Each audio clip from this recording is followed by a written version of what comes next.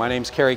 I'm the CEO and executive producer of ITV Asia, an internet television network for business executives, both focused on China and Japan. So we have two websites, ITV Asia and a new website, ITV Japan. I've been in China now coming back and forth since 2004. We originally wanted to set up ITV Asia in 2005, but we thought we were far too early in terms of the distribution or how much broadband was available in China. So we set up a temporary site, which was kind of a holding space in cyberspace, but then in 2006 was the decision to actually come into the market.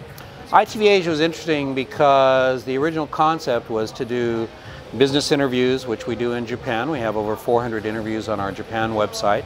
To do it on regular television or commercial satellite cable, and it was simply that, of course, based upon the cost and the distribution system and trying to look for a distribution outside of Japan, we originally went to the internet. But we're kind of old hands in it. We actually did our first webcasting over 9 years ago, when in those days when people had 8-bit or 16-bit computers and 28K dial-up modems, and it only took them an hour and a half to download a 2 or 3 minute video clip. So obviously, as a broadband television network, we're happier as broadband becomes more and more ubiquitous in society, in Asia and in the US, that it plays directly to our strength.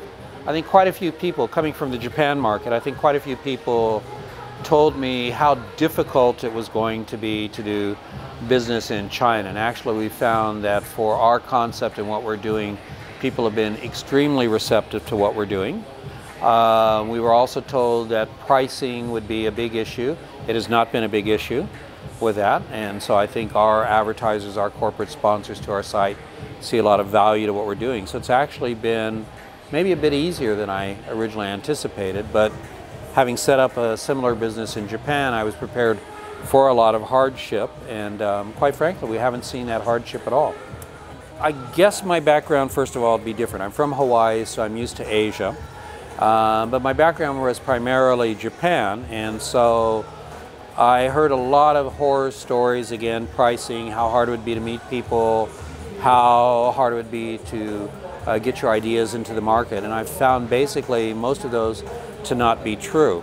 I think there's a lot of misinformation about China, as there is about almost any market, and websites like yours, the China Business Network, websites like ours, help to provide information.